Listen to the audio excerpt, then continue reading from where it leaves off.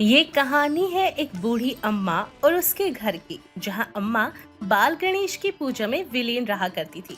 कोई भी अगर वो काम करती तो सबसे पहले गणेश जी के पास ही जाया करती।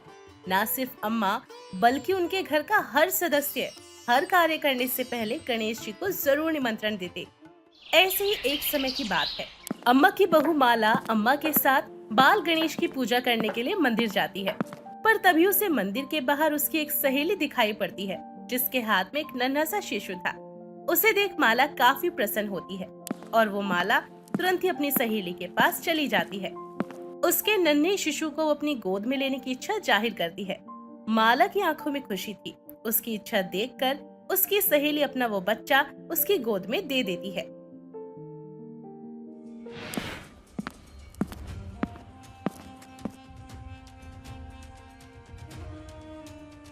बहू, तुम्हारा दिमाग खराब हो गया है क्या? ये तुम क्या कर रही हो? भला एक बांझ के हाथ में तुम अपने पुत्र को क्यों सौंप रही हो? पर माँ जी, ये हमारी सहेली है। अगर ये हमारे बच्चे को खिलाना चाहती है तो इसमें बुराई क्या है? बहू, खबरदार! मेरे आगे अपनी जुबान चलाई तो हमने तुम्हें एक बार मना कर दिया ना कि एक बांझ के हाथ में तुम अपना इकलौता पुत्र नहीं दोगी, तो मतलब नहीं दोगी। आज तो तुमने हमारे पोते को इस बांझ के हाथ में दे दिया, परंतु अगर आगे से तुमने ऐसा किया या ऐसा करने की कोशिश करी तो याद रखना, हमसे बुरा कोई नहीं होगा। और तुम, अगर हमारी बहू और कुल पुत्र के आगे तुम दोबारा भटकी ना तो याद रखना, हम तुम्हें छोड़ेंगे नहीं। माला की सहेली की सास अपनी बहू का हाथ थामकर वहां से चली जाती है। पर ये सब कुछ देखकर माला की आंखें भर चुकी थी। माला अपनी आंखों में आंसू लिए अपनी सास अम्मा की तरफ देखती है और उनसे सवाल करती है। माँ जी, हमारी सहेली की सास ने हमें बांझ कहा, परंतु आपने उनको कोई जवाब नहीं दिया और आप इस तरह मुस्कुरा रही हैं। जब उन्होंने मुझे बांझ कहा, हमें तब इतना बुरा नहीं लगा, लेकिन जिस तरह आप मुस्कुरा रही हैं, आपको देखकर तो ऐसा लग रहा है कि आप भी हमें सपोर्ट नहीं करती। और तो और आपने उन्हें जवाब भी नहीं दिया। अरे बहू, हम तुम्हारी सहेली की सास का क्या जवाब देते? समझदार व्यक्ति तो वही है जो लोगों की बात पर ध्यान न दे और बस अपने कार्य करे।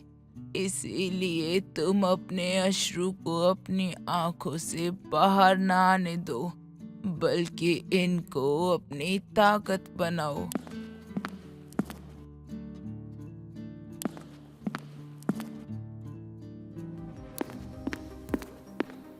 माला भाभी, माला भाभी, क्या हुआ भैया? आप इस तरह से हाफ क्यों रहे हैं? वो माला भाभी, वो जमींदार वो मोहन भैया को मार रहे हैं। क्या? जमींदार मोहन को मार रहा था।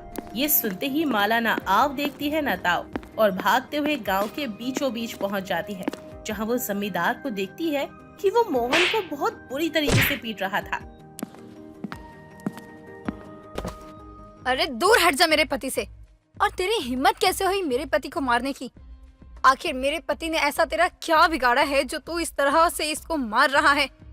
तेरी इतनी हिम्मत हो गई कि तुम मुझसे ऐसे बात करेगी? अरे जुबान ज्यादा चलाया ना तो जुबान पकड़ के खींच दूंगा।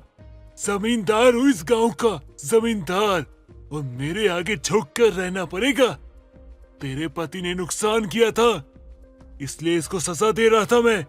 लेकिन अब तू देखेगी कि जमींदार को धक्का मारने का क्या नतीजा होता है। दुश्मनी की शुरुआत तू कर चुकी है, अब तू देखेगी तेरे पूरे खानदान का वो हश्र करूंगा कि पहचान में कोई नहीं आएगा। अरे अगर कोई नुकसान हो गया तो क्या तू मेरे पति को इस तरह मारेगा? इतना मार मार के तू मेरी पति की जान ले लेगा क्या? बता, क्या नुकसान किया है मेरे पति ने? ए लड़की, बस कर, बहुत हो गया तेरा। सुने जा रहा हूँ तो क्या तू बोलती जाएगी? भगवान ने औरतों को जुबान देकर बहुत बड़ी गलती की है।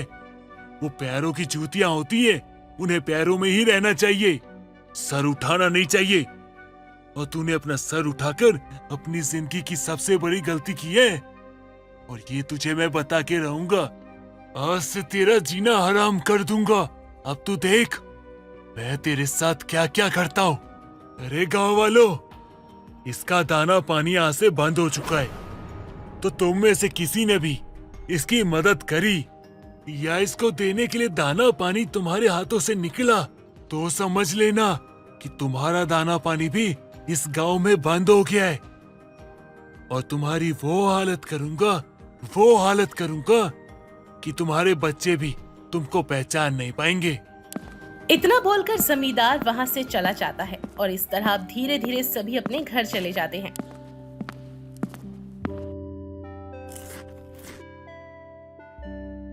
सुबह माला खाना बनाने के लिए जाती है तो वो देखती है कि आज उसके घर में अनाज का एक अन्न भी नहीं है।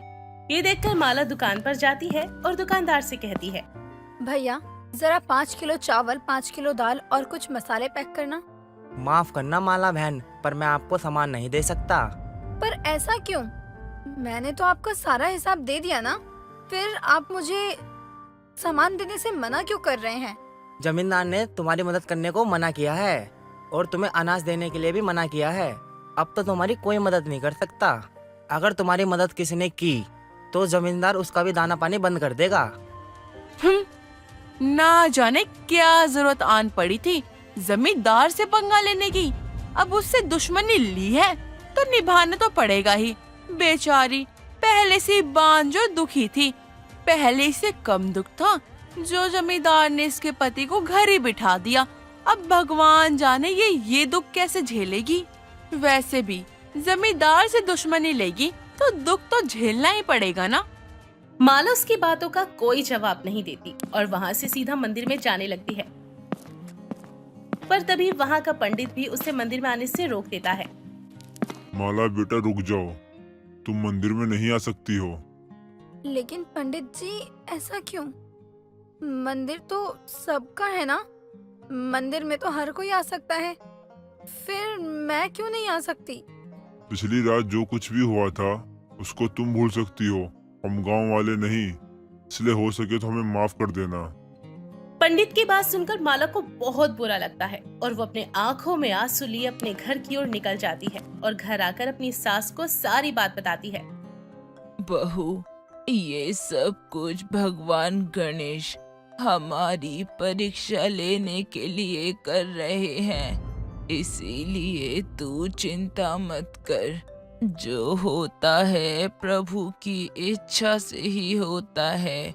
प्रभु किसी के साथ कुछ गलत नहीं करते। अरे क्या खाक अच्छा होगा, कर रहे थे ना हम इतने समय से पूजा। हम उस भगवान की पूजा कर रहे थे जो एक पत्थर में है, लेकिन उन्होंने हमें दिया क्या? सिर्फ दुख, दर्द, तकलीफ। माँ जी, अब मैं समझ चुकी हूँ कि भगवान इस दुनिया में है ही नहीं। अगर वो होते तो वो अपने भक्तों के साथ ऐसा नहीं करते। मैं भगवान को बस एक पत्थर की मूर्ति मानती हूँ और ऐसा ही है। इतना बोलकर माला रोते हुए वहाँ से चली जाती है। पर माला की बात और घर की स्थिति को समझकर और देखकर अम्मा काफी परेशान हो जाती है। देखते ही देखते ऐसे रात हो जाती है। अम्मा को नींद नहीं आ रही थी। रात में अम्मा उठती है और अपनी लाठी के सहारे घर में रखी गणेश जी की मूर्ति के पास बैठ जाती है। वहाँ बैठ अम्मा अपनी सारी परेशानी एक साथ उन्हें सुनाती है और उनसे बातें करते हुए कहती है, हे गणपति बप्पा, आप हमारी कैसी परीक्षा ले रहे हैं। आज तक आपने ही हमारे सारे दुखों को हरा है। जब आज हमारे घर पर ऐसी मुसीबत आई है तो तू कहाँ है बप्पा? अम्मा की बातें सुनकर माला की आंखें खुल जाती हैं। वो अम्मा को सोने के लिए कहती है। अम्मा अपनी बहू की बात सुनकर बिस्तर पर जाती है और अपनी आंखें मूंद लेती है।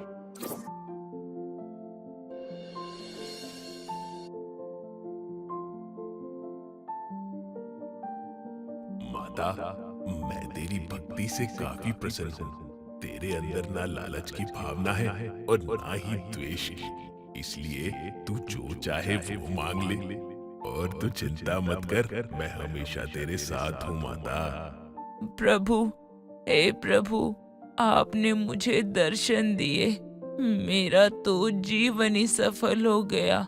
आपके दर्शन पाने के बाद मैं आपसे क्या ही मांगू और किसके लिए मांगू। अरे तू अपने बच्चे से पूछकर मांग ले, मैं कल दोबारा तेरे पास आऊंगा।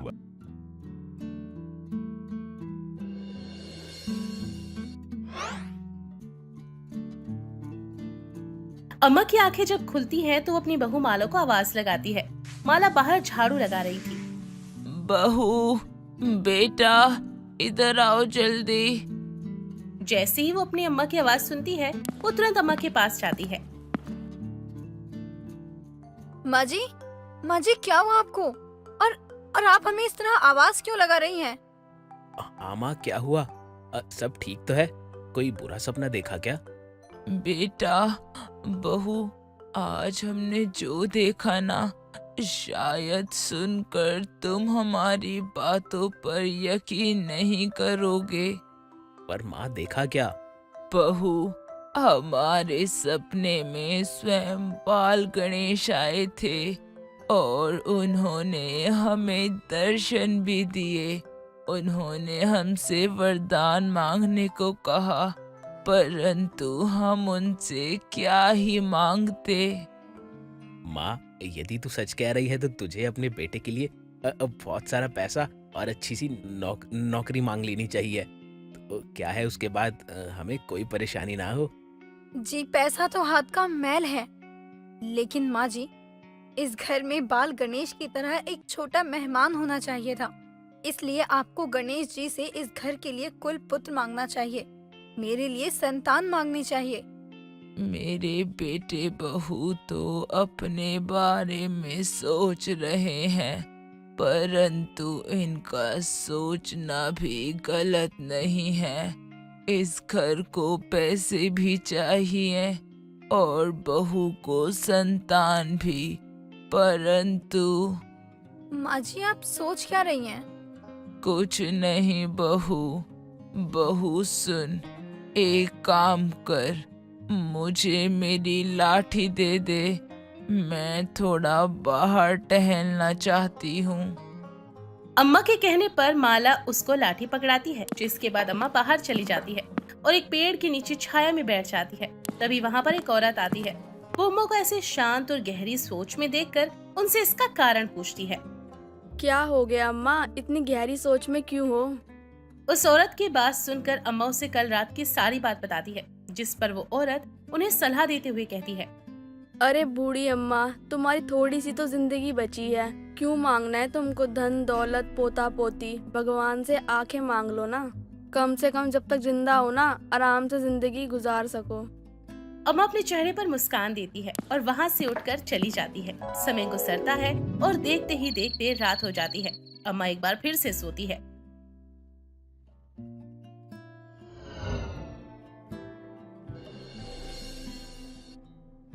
माता, सोच लिया क्या मांगना है?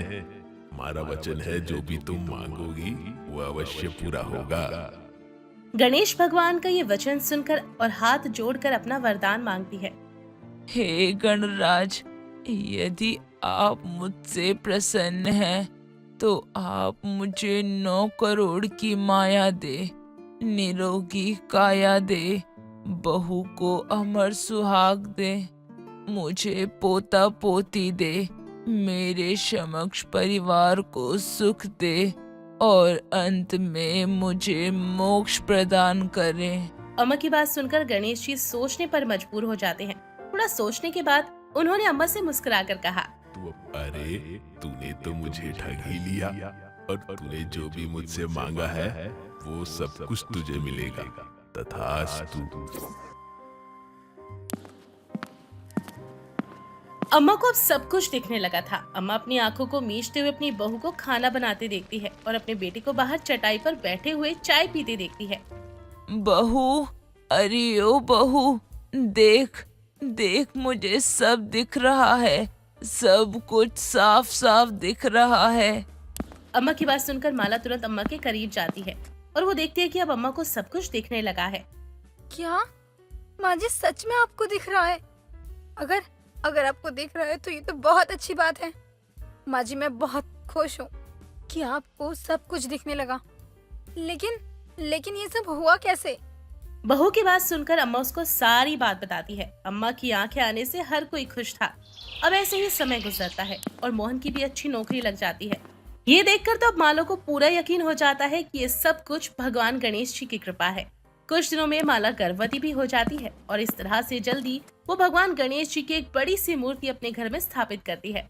मोहन की तरक्की देख जमींदार भी सभी गांव वालों के सामने उससे माफी मांगता है और इस तरह सब कुछ पहले की तरह अच्छा हो जाता है।